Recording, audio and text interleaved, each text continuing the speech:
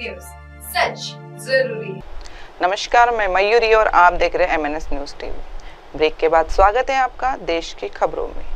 एक नजर डालते हैं आज की मुख्य हेडलाइंस पर। ट्रम्प और पुतिन के बीच 2 घंटे की बातचीत से निकलेगा रूस यूक्रेन में शांति का रास्ता।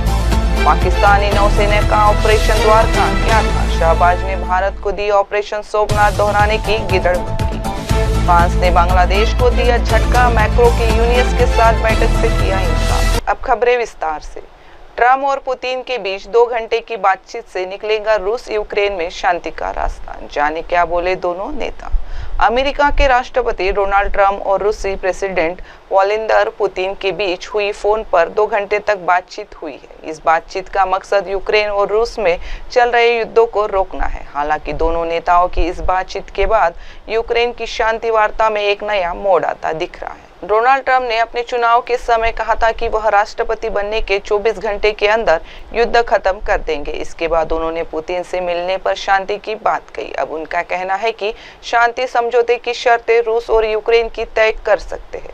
उन्होंने पोप को भी इसमें शामिल करने की बात कही है। पुतिन से बातचीत के बाद ट्रम्प ने सोशल मीडिया पर लिखा कि उन्हें उम्मीद है कि दोनों देश तुरंत युद्ध को खत्म करने के लिए बातचीत शुरू करेंगे। उन्होंने कहा कि हम सर्वश्रेष्ठ प्रयास कर रहे हैं। पुतिन ने भी कहा है कि वह यूक्रेन के साथ एक संभावित भविष्य शांति समझौते पर ज्ञापन बनाने के लिए तैयार है। हालांकि इसके बावजूद यह स्पष्ट नहीं हो रहा है कि जल्दी कोई ठोस समझौता हो पाएगा, क्योंकि पुतिन अभी भी मूल कारणों पर जोर दे रहे हैं।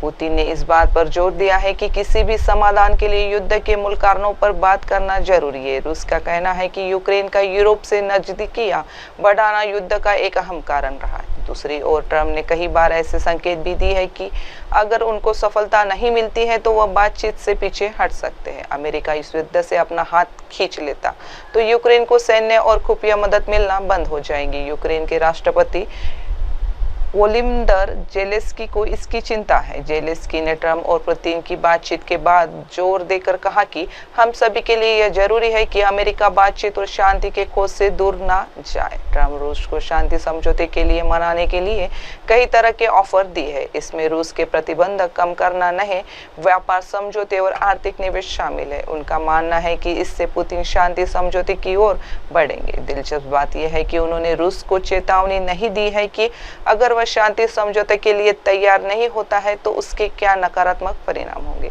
सोमवार को ट्रम्प और पुतिन की बातचीत के बाद भी शांति समझौता नजदीक नहीं लग रहा है। अमेरिका के राष्ट्रपति डोनाल्ड ट्रम्प और रूसी प्रेसिडेंट व्लादिमीर पुतिन के बीच हुई फोन पर 2 घंटे तक बातचीत हुई है। इस बातचीत का मकसद यूक्रेन और रूस में चल रहे युद्धों को रोकना है। हालांकि दोनों नेताओं की इस बातचीत के बाद यूक्रेन की शांति वार्ता में एक नया मोड़ आता दिख रहा है। डोनाल्ड ट्रम्प ने अपने चुनाव के समय कहा था कि वह राष्ट्रपति बनने के 24 घंटे के अंदर युद्ध खत्म कर देंगे। इसके बाद उन्होंने पुतिन से मिलने पर शांति की बात कही। अब उनका कहना है कि शांति समझौते की शर्तें रूस और यूक्रेन की तय कर सकते हैं। उन्होंने पोप को भी इसमें शामिल करने की बात कही है। पुतिन से बातचीत के बाद ट्रम्प ने सोशल मीडिया पर लिखा कि उन्हें उम्मीद है कि दोनों देश तुरंत युद्ध को खत्म करने के लिए बातचीत शुरू करेंगे। उन्होंने कहा कि हम सर्वश्रेष्ठ प्रयास कर रहे हैं। पुतिन ने भी कहा है कि वह यूक्रेन के साथ एक संभावित भविष्य शांति समझौते पर ज्ञापन बनाने के लिए तैयार है। हालांकि इसके बावजूद यह स्पष्ट नहीं हो रहा है कि जल्दी कोई ठोस समझौता हो पाएगा, क्योंकि पुतिन अभी भी मूल कारणों पर जोर दे रहे हैं। पुतिन ने इस बात पर जोर दिया है कि किसी भी समाधान के लिए युद्ध के मूल कारणों पर बात करना जरूरी है। रूस का कहना है कि यूक्रेन का यूरोप से नजदीकियां बढ़ाना युद्ध का एक अहम कारण रहा है। दूसरी ओर ट्रम्प ने कई बार ऐसे संकेत भी दिए है कि अगर उनको सफलता नहीं मिलती है तो वह बातचीत से पीछे हट सकते हैं। अमेरिका इस युद्ध से अपना हाथ खींच लेता तो यूक्रेन को सैन्य और खुफिया मदद मिलना बंद हो जाएगी। यूक्रेन के राष्ट्रपति वोलोदिमीर ज़ेलेंस्की को इसकी चिंता है। ज़ेलेंस्की ने ट्रम्प और पुतिन की बातचीत के बाद जोर देकर कहा कि हम सभी के लिए यह जरूरी है कि अमेरिका बातचीत और शांति के खोज से दूर ना जाए। ट्रम्प रूस को शांति समझौते के लिए मनाने के लिए कई तरह के ऑफर दिए हैं। इसमें रूस के प्रतिबंध कम करना नहीं, व्यापार समझौते और आर्थिक निवेश शामिल है। उनका मानना है कि इससे पुतिन शांति समझौते की ओर बढ़ेंगे। दिलचस्प बात यह है कि उन्होंने रूस को चेतावनी नहीं दी है कि अगर वह वह शांति समझौते के लिए तैयार नहीं होता है तो उसके क्या नकारात्मक परिणाम होंगे। सोमवार को ट्रंप और पुतिन की बातचीत के बाद भी शांति समझौता नजदीक नहीं लग रहा है। अमेरिका के राष्ट्रपति डोनाल्ड ट्रंप और रूसी प्रेसिडेंट व्लादिमीर पुतिन के बीच हुई फोन पर 2 घंटे तक बातचीत हुई है। इस बातचीत का मकसद यूक्रेन और रूस में चल रहे युद्धों को रोकना है। हालांकि दोनों नेताओं की इस बातचीत के बाद यूक्रेन की शांति वार्ता में एक नया मोड़ आता दिख रहा है। डोनाल्ड ट्रंप ने अपने चुनाव के समय कहा था कि वह राष्ट्रपति बनने के 24 घंटे के अंदर युद्ध खत्म कर देंगे। इसके बाद उन्होंने पुतिन से मिलने पर शांति की बात कही। अब उनका कहना है कि शांति समझौते की शर्तें रूस और यूक्रेन की तय कर सकते हैं। उन्होंने पोप को भी इसमें शामिल करने की बात कही है। पुतिन से बातचीत के बाद ट्रंप ने सोशल मीडिया पर लिखा कि उन्हें उम्मीद है कि दोनों देश तुरंत युद्ध को खत्म करने के लिए बातचीत शुरू करेंगे। उन्होंने कहा कि हम सर्वश्रेष्ठ प्रयास कर रहे हैं। पुतिन ने भी कहा है कि वह यूक्रेन के साथ एक संभावित भविष्य शांति समझौते पर ज्ञापन बनाने के लिए तैयार है। हालांकि इसके बावजूद यह स्पष्ट नहीं हो रहा है कि जल्दी कोई ठोस समझौता हो पाएगा, क्योंकि पुतिन अभी भी मूल कारणों पर जोर दे रहे हैं। पुतिन ने इस बात पर जोर दिया है कि किसी भी समाधान के लिए युद्ध के मूल कारणों पर बात करना जरूरी है। रूस का कहना है कि यूक्रेन का यूरोप से नजदीकियां बढ़ाना युद्ध का एक अहम कारण रहा है। दूसरी ओर ट्रंप ने कई बार ऐसे संकेत भी दी है कि अगर उनको सफलता नहीं मिलती है तो वह बातचीत से पीछे हट सकते हैं। अमेरिका इस युद्ध से अपना हाथ खींच लेता तो यूक्रेन को सैन्य और खुफिया मदद मिलना बंद हो जाएगी। यूक्रेन के राष्ट्रपति वोलोदिमीर जेलेंस्की को इसकी चिंता है। जेलेंस्की ने ट्रंप और पुतिन की बातचीत के बाद जोर देकर कहा कि हम सभी के लिए यह जरूरी है कि अमेरिका बातचीत और शांति के खोज से दूर ना जाए। ट्रंप रूस को शांति समझौते के लिए मनाने के लिए कई तरह के ऑफर दिए हैं। इसमें रूस के प्रतिबंध कम करना नहीं, व्यापार समझौते और आर्थिक निवेश शामिल है। उनका मानना है कि इससे पुतिन शांति समझौते की ओर बढ़ेंगे। दिलचस्प बात यह है कि उन्होंने रूस को चेतावनी नहीं दी है कि अगर शांति समझौते के लिए तैयार नहीं होता है तो उसके क्या नकारात्मक परिणाम होंगे। सोमवार को ट्रंप और पुतिन की बातचीत के बाद भी शांति समझौता नजदीक नहीं लग रहा है। अब बढ़ते अगली खबर की ओर। पाकिस्तानी नौसेना का ऑपरेशन द्वारका क्या था? शहबाज ने भारत को दी ऑपरेशन सोमनाथ दोहराने की गिदड़भक्की, नेवी की ठोकी पीठ। पाकिस्तान बार बार भारत से पिटाई खाता, फिर धूल पोंछता है, फिर ताव में उछलने लगता है। 1948 से लेकर ऑपरेशन सिंदूर तक में भारत से बुरी तरह हारने के बाद भी पाकिस्तान भारत को धमकाने से बाज नहीं आ रहा है। पाकिस्तान के प्रधानमंत्री शहबाज शरीफ ने एक बार फिर से गिदड़भक्की देते हुए कहा है कि पाकिस्तान की नौसेना ऑपरेशन द्वारका जैसा अभियान चलाने के लिए पूरी तरह से तैयार थी, लेकिन पाकिस्तान की जमीनी और वायुसेना की ओर से मुंह तोड़ जवाब देखने के बाद भारतीय नौसेना ने टकराव टाल दिया। मतलब सोचिए, ये बयान उस देश के प्रधानमंत्री का है जिसके 12 से ज्यादा एयरबस पर भारत ने डायरेक्ट हमले किए थे। मतलब जिस शहबाज शरीफ को अभी 2-4 महीने शर्म से अपने घर से बाहर नहीं निकलना चाहिए था, वो गिदड़भक्की देने में लगे हैं। पाकिस्तान के अखबार द ट्रिब्यून की रिपोर्ट के मुताबिक शहबाज शरीफ ने कहा है कि जमीन और हवा में हार के बाद भारत की नौसेना पाकिस्तान के सामने आने की हिम्मत नहीं जुटा सकी, लेकिन इतिहास और हकीकत की आंखों में धूल झोंकना पाकिस्तान की पुरानी आदत रही है और ऑपरेशन द्वारका उसका क्लासिक उदाहरण है। शहबाज शरीफ ने जब ऑपरेशन द्वारका और ऑपरेशन सोमनाथ का जिक्र कर ही दिया है तो जानना जरूरी हो जाता है कि आखिर ये ऑपरेशन क्या थे। शहबाज शरीफ जिस ऑपरेशन द्वारका का जिक्र कर रहे हैं वो असल में 1965 की भारत पाकिस्तान की लड़ाई के दौरान पाकिस्तान की नौसेना ने चलाया था। ऑपरेशन द्वारका को ही पाकिस्तान ने ऑपरेशन सोमनाथ कोड नाम दिया। इसके जरिए उसकी कोशिश भारत के हिंदुओं की भावनाओं को आहत करना था, क्योंकि मोहम्मद गजनी ने सोमनाथ मंदिर को कई बार लूटा था। लिहाजा पाकिस्तान ने मोहम्मद गजनी से इसे जोड़ा था। 1965 की लड़ाई के दौरान पाकिस्तान की नौसेना ने 7-8 सितंबर की रात को गुजरात शहर के द्वारका शहर पर बमबारी का आदेश दिया था। पाकिस्तान का मानना था कि द्वारका में भारत का नेवल बेस और रडार स्टेशन है। पाकिस्तान इसे खत्म कर अपने कराची बंदरगाह को सुरक्षित करना चाहता था। इस दौरान पाकिस्तान की नौसेना ने द्वारका शहर के पानी, समुद्री और नागरिक क्षेत्र में काफी देर तक बमबारी की थी। ये हमला करीब 22 मिनट तक चला और इस दौरान करीब 60 से ज्यादा बम के गोले दागे गए थे, लेकिन बाद में खुलासा हुआ था कि उस दौरान द्वारका शहर में ना तो कोई नेवल बेस था और ना ही कोई रडार स्टेशन। भारत ने उस दौरान पाकिस्तान की नौसेना को आराम से बमबारी करने दिया था ताकि उसे लगे कि उसने नेवल बेस को उड़ा दिया है। पाकिस्तान की बमबारी में भारत को कोई नुकसान नहीं हुआ था। भारत के रेलवे स्टेशन से लेकर मंदिर तक पूरी तरह से सुरक्षित रहे थे, लेकिन पाकिस्तान आज तक मानता है कि उसने द्वारका शहर में भारत के नेवल बेस और रडार स्टेशन को उड़ा दिया। भारत ने पाकिस्तान की नौसेना के खिलाफ कोई कार्रवाई नहीं की थी और भारत ने पूरा फोकस थल सेना और वायु सेना पर रखा था, जिसकी वजह से 1965 की जंग में पाकिस्तान हार गया था, लेकिन पाकिस्तान की गलतफहमी बनी रही। साल 1971 की जंग में जब पाकिस्तान को लग रहा था कि भारतीय नौसेना कमजोर है और वो जवाबी कार्रवाई नहीं कर सकती है, लिहाजा भारत ने 1971 के जंग में कराची बंदरगाह को पूरी तरह से तबाह कर दिया था। भारत के हमले की वजह से कराची नेवल बेस के दिनों तक जलता रहा था। भारत के 1971 की लड़ाई के दौरान कराची पोर्ट पर तेल डिपो, नौसैनिक जहाज और रडार सिस्टम को नष्ट कर दिया। पाकिस्तान के कराची पोर्ट से होने वाले समुद्री व्यापार और नौसैनिक संरचनाओं को पूरी तरह से बर्बाद कर दिया। पाकिस्तान बार बार भारत से पिटाई खाता, फिर धूल पोंछता है, फिर ताव में उछलने लगता है। 1948 से लेकर ऑपरेशन सिंदूर तक में भारत से बुरी तरह हारने के बाद भी पाकिस्तान भारत को धमकाने से बाज नहीं आ रहा है।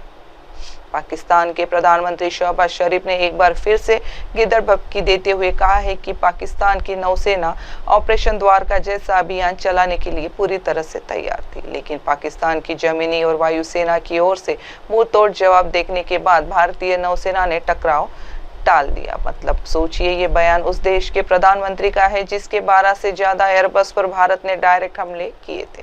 मतलब जिस शहबाज शरीफ को अभी 2-4 महीने शर्म से अपने घर से बाहर नहीं निकलना चाहिए था, वो गिदड़ भभकी देने में लगे हैं। पाकिस्तान के अखबार द ट्रिब्यून की रिपोर्ट के मुताबिक शहबाज शरीफ ने कहा है कि जमीन और हवा में हार के बाद भारत की नौसेना पाकिस्तान के सामने आने की हिम्मत नहीं जुटा सकी, लेकिन इतिहास और हकीकत की आंखों में धूल झोंकना पाकिस्तान की पुरानी आदत रही है और ऑपरेशन द्वारका उसका क्लासिक उदाहरण है। शहबाज शरीफ ने जब ऑपरेशन द्वारका और ऑपरेशन सोमनाथ का जिक्र कर ही दिया है तो जानना जरूरी हो जाता है कि आखिर ये ऑपरेशन क्या थे। शहबाज शरीफ जिस ऑपरेशन द्वारका का जिक्र कर रहे हैं वो असल में 1965 की भारत पाकिस्तान की लड़ाई के दौरान पाकिस्तान की नौसेना ने चलाया था। ऑपरेशन द्वारका को ही पाकिस्तान ने ऑपरेशन सोमनाथ कोड नाम दिया। इसके जरिए उसकी कोशिश भारत के हिंदुओं की भावनाओं को आहत करना था, क्योंकि मोहम्मद गजनी ने सोमनाथ मंदिर को कई बार लूटा था। लिहाजा पाकिस्तान ने मोहम्मद गजनी से इसे जोड़ा था। 1965 की लड़ाई के दौरान पाकिस्तान की नौसेना ने 7-8 सितंबर की रात को गुजरात शहर के द्वारका शहर पर बमबारी का आदेश दिया था। पाकिस्तान का मानना था कि द्वारका में भारत का नेवल बेस और रडार स्टेशन है। पाकिस्तान इसे खत्म कर अपने कराची बंदरगाह को सुरक्षित करना चाहता था। इस दौरान पाकिस्तान की नौसेना ने द्वारका शहर के पानी, समुद्री और नागरिक क्षेत्र में काफी देर तक बमबारी की थी। ये हमला करीब 22 मिनट तक चला और इस दौरान करीब 60 से ज्यादा बम के गोले दागे गए थे, लेकिन बाद में खुलासा हुआ था कि उस दौरान द्वारका शहर में ना तो कोई नेवल बेस था और ना ही कोई रडार स्टेशन। भारत ने उस दौरान पाकिस्तान की नौसेना को आराम से बमबारी करने दिया था ताकि उसे लगे कि उसने नेवल बेस को उड़ा दिया है। पाकिस्तान की बमबारी में भारत को कोई नुकसान नहीं हुआ था। भारत के रेलवे स्टेशन से लेकर मंदिर तक पूरी तरह से सुरक्षित रहे थे, लेकिन पाकिस्तान आज तक मानता है कि उसने द्वारका शहर में भारत के नेवल बेस और रडार स्टेशन को उड़ा दिया। भारत ने पाकिस्तान की नौसेना के खिलाफ कोई कार्रवाई नहीं की थी और भारत ने पूरा फोकस थल सेना और वायु सेना पर रखा था, जिसकी वजह से 1965 की जंग में पाकिस्तान हार गया था, लेकिन पाकिस्तान की गलतफहमी बनी रही। साल 1971 की जंग में जब पाकिस्तान को लग रहा था कि भारतीय नौसेना कमजोर है और वो जवाबी कार्रवाई नहीं कर सकती है, लिहाजा भारत ने 1971 के जंग में कराची बंदरगाह को पूरी तरह से तबाह कर दिया था। भारत के हमले की वजह से कराची नेवल बेस के दिनों तक जलता रहा था। भारत के 1971 की लड़ाई के दौरान कराची पोर्ट पर तेल डिपो, नौसैनिक जहाज और रडार सिस्टम को नष्ट कर दिया। पाकिस्तान के कराची पोर्ट से होने वाले समुद्री व्यापार और नौसैनिक संरचनाओं को पूरी तरह से बर्बाद कर दिया। पाकिस्तान बार बार भारत से पिटाई खाता, फिर धूल पोंछता है, फिर ताव में उछलने लगता है।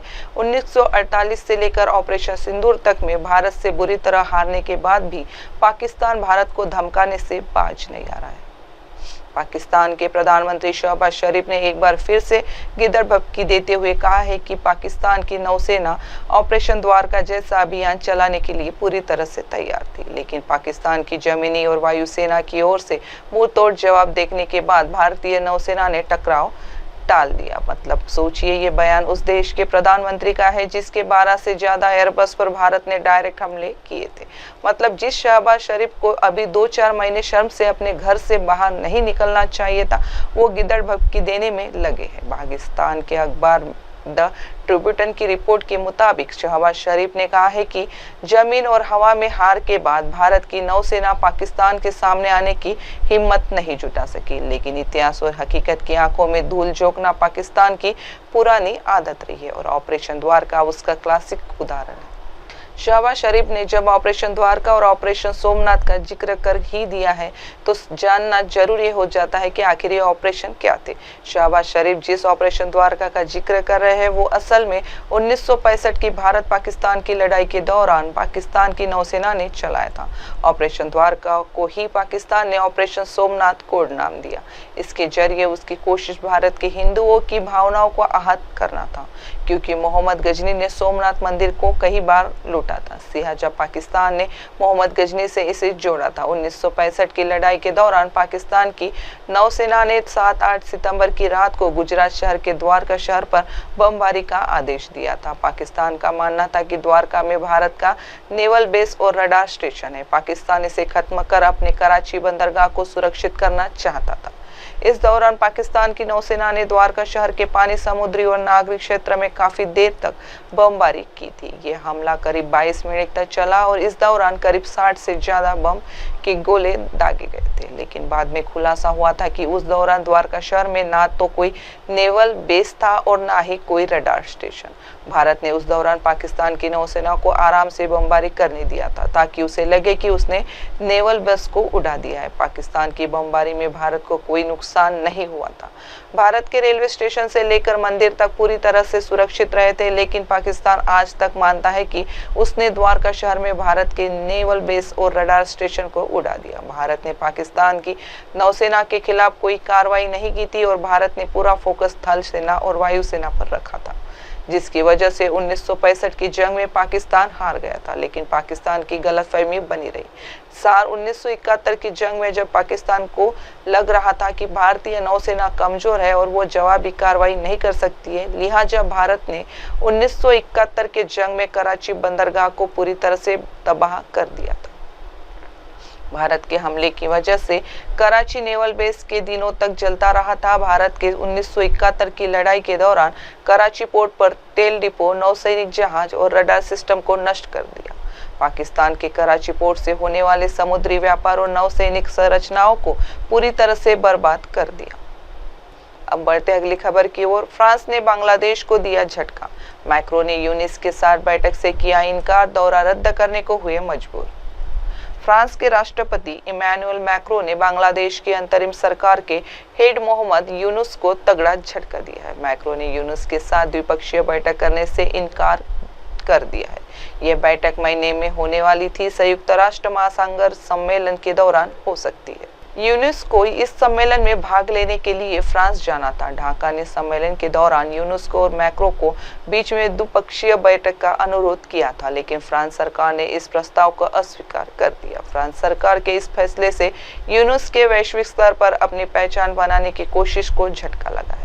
मैक्रो के साथ बैठक से इनकार के बाद यूनुस की फ्रांस यात्रा रद्द कर दी गई है। यह अंतर्राष्ट्रीय सम्मेलन 9 जून से फ्रांस के निस में होनी है। फ्रांसीसी राष्ट्रपति 8 जून को प्रतिभागियों के लिए रात्रि भोज की मेजबानी करेंगे। इसके लिए यूनुस को भी न्योता भेजा गया था। ढाका के सूत्रों ने बताया कि फ्रांस ने निमंत्रण मिलने के बाद मैक्रो और यूनुस के बीच द्विपक्षीय बैठक आयोजित कराने के लिए बहुत प्रयास किए। इस पर पेरिस ने जवाब दिया, सम्मेलन में भाग लेने वाले कई देशों ने पहले ही द्विपक्षीय बैठक का अनुरोध किया है।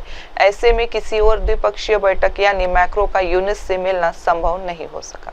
फ्रांस ने कहा है कि वह द्विपक्षीय बैठकों को निस सम्मेलन के साथ नहीं जोड़ना चाहता है। फ्रांस ने कहा है कि वह चाहता है कि यूनुस सम्मेलन में भाग ले। यूनुस अपनी सरकार के समर्थन जुटाने के लिए विश्व नेताओं से मिलने के लिए बेताब है। ऐसे में वह मैक्रो से मिलने की कोशिश में लगे थे ताकि दुनिया में एक संदेश भेज सके।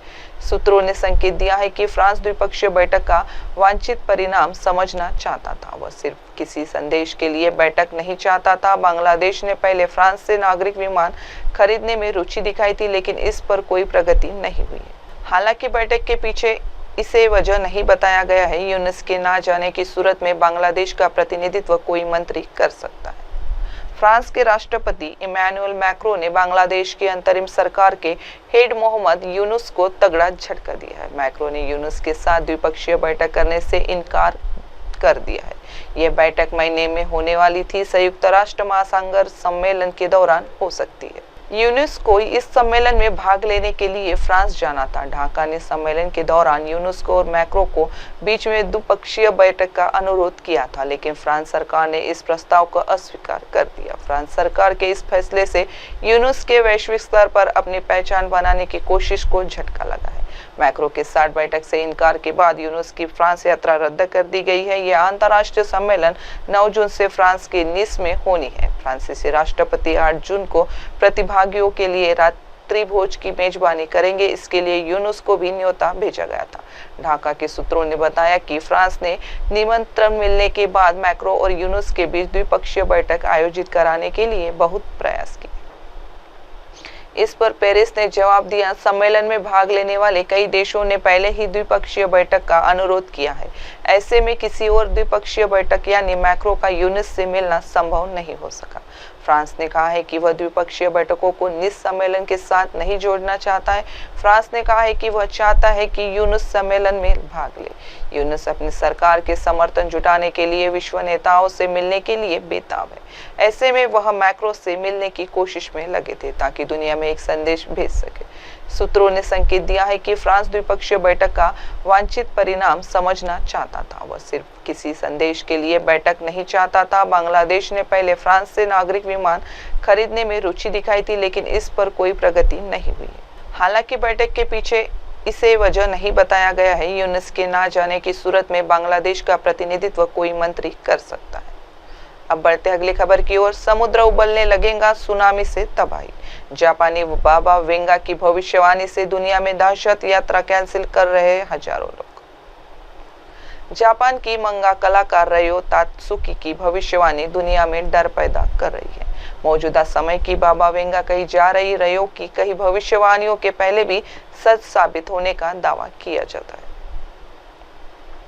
अब उनकी नई भविष्य इस साल जुलाई में जापान के कुछ हिस्सों में आपदा आने को लेकर है। उनकी इस भविष्यवाणी की वजह से लोग जापान की कहीं अपनी यात्रा रद्द कर रहे हैं। रयो ने जुलाई में समुद्र में बड़ी हलचल होने और भारी आपदा की भविष्यवाणी की है। उनकी इस भविष्यवाणी की वजह से लोग जापान आने का इरादा बदल रहे हैं। TOI की रिपोर्ट के मुताबिक जापान की नई बाबा वेंगा रयो तात्सुकी की पिछली भविष्यवाणियां खासतौर से 2011 में तोहोकू भूकंप और कुछ मशहूर हस्तियों की मौत का दावा सच साबित हुआ। इसके चलते उनकी भविष्यवाणी को लोग गंभीरता से लेते हुए जापान जाने की अपनी योजना पर दोबारा विचार कर रहे हैं।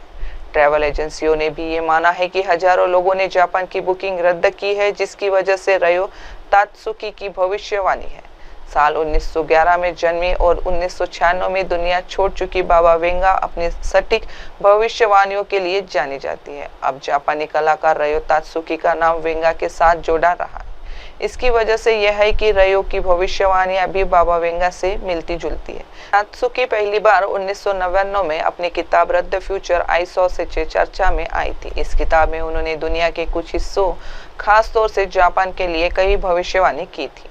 रयो की भविष्यवाणी इस किताब पर शुरुआत में दुनिया का ज्यादा ध्यान नहीं गया। इसमें लिखी गई भविष्यवाणियां सब सच हो गई तो जापान और दुनिया में उनकी ख्याति बढ़ गई। उनकी सबसे महत्वपूर्ण भविष्यवाणियों में मार्च 2011 में जापान के उत्तरी तोहोकू में क्षेत्र में आया भूकंप और सुनामी है। तात्सुकी ने अपनी किताब में ऐसी आपदा की भविष्यवाणी की हुई थी। इससे पहले उन्होंने 1995 में कोबे कुबक और क्वीन के गायक फ्रेडी मर्क्यूरी की मौत की भी भविष्यवाणी की थी। इससे भविष्यता भविष्यता के तौर पर दुनिया रयो को गंभीरता से ले रही है। रयो तात्तुसी ने 2 जुलाई 2025 में एक विनाशकारी घटना की चेतावनी दी है। उनका दावा है कि इस दौरान जापान और फिलीपींस के बीच समुद्र में एक बड़ी दरार बनेगी। इसके एक भयावह सुनामी आएंगी जो 2011 को तोहोकू सुनामी से 3 गुना ऊंची होंगी। उन्होंने जापान के समुद्र के उबलने की बात कही है। लोग इसे पानी के नीचे ज्वालामुखी विस्फोट या बड़े भूकंप से जोड़ रहे हैं। जापान की मंगा कलाकार रयो तात्सुकी की भविष्यवाणी दुनिया में डर पैदा कर रही है। मौजूदा समय की बाबा वेंगा कही जा रही रयो की कई भविष्यवाणियों के पहले भी सच साबित होने का दावा किया जाता है। अब उनकी नई भविष्य इस साल जुलाई में जापान के कुछ हिस्सों में आपदा आने को लेकर है। उनकी इस भविष्यवाणी की वजह से लोग जापान की कहीं अपनी यात्रा रद्द कर रहे हैं। रयो ने जुलाई में समुद्र में बड़ी हलचल होने और भारी आपदा की भविष्यवाणी की है। उनकी इस भविष्यवाणी की वजह से लोग जापान आने का इरादा बदल रहे हैं। TOI की रिपोर्ट के मुताबिक जापान की नई बाबा वेंगा रयो तात्सुकी की पिछली भविष्यवाणियां खासतौर से 2011 में तोहोकू भूकंप और कुछ मशहूर हस्तियों की मौत का दावा सच साबित हुआ। इसके चलते उनकी भविष्यवाणी को लोग गंभीरता से लेते हुए जापान जाने की अपनी योजना पर दोबारा विचार कर रहे हैं। ट्रैवल एजेंसियों ने भी ये माना है कि हजारों लोगों ने जापान की बुकिंग रद्द की है, जिसकी वजह से रयो तात्सुकी की भविष्यवाणी है। साल 1911 में जन्मी और 1996 में दुनिया छोड़ चुकी बाबा वेंगा अपनी सटीक भविष्यवाणियों के लिए जानी जाती है। अब जापानी कलाकार रयो तात्सुकी का नाम वेंगा के साथ जोड़ा रहा है। इसकी वजह से यह है कि रयो की भविष्यवाणियां भी बाबा वेंगा से मिलती जुलती है। तात्सुकी पहली बार 1999 में अपनी किताब रद्द फ्यूचर आई सॉ से चर्चा में आई थी। इस किताब में उन्होंने दुनिया के कुछ हिस्सों, खास तौर से जापान के लिए कई भविष्यवाणी की थी। रयो की भविष्यवाणी इस किताब पर शुरुआत में दुनिया का ज्यादा ध्यान नहीं गया। इसमें लिखी गई भविष्यवाणियां सब सच हो गई तो जापान और दुनिया में उनकी ख्याति बढ़ गई। उनकी सबसे महत्वपूर्ण भविष्यवाणियों में मार्च 2011 में जापान के उत्तरी तोहोकू में क्षेत्र में आया भूकंप और सुनामी है। तात्सुकी ने अपनी किताब में ऐसी आपदा की भविष्यवाणी की हुई थी। इससे पहले उन्होंने 1995 में कोबे कुबक और क्वीन के गायक फ्रेडी मर्क्यूरी की मौत की भी भविष्यवाणी की थी। इससे भविष्यता के तौर पर दुनिया रयो को गंभीरता से ले रही है। रयो तात्सुकी ने 2 जुलाई 2025 में एक विनाशकारी घटना की चेतावनी दी है। उनका दावा है कि इस दौरान जापान और फिलीपींस के बीच समुद्र में एक बड़ी दरार बनेगी। इसके एक भयावह सुनामी आएंगी जो 2011 को तोहोकू सुनामी से 3 गुना ऊंची होंगी। उन्होंने जापान के समुद्र के उबलने की बात कही है। लोग इसे पानी के नीचे ज्वालामुखी विस्फोट या बड़े भूकंप से जोड़ रहे हैं। अब वक्त हो चुका है एक छोटे से ब्रेक का। देखते रहे MNS न्यूज टीवी। नमस्कार। हाय हेलो नमस्कार, मैं हूं पंकज विष्णु और आप देख रहे हैं MNS न्यूज। आप देख रहे हैं MNS न्यूज, सच जरूरी।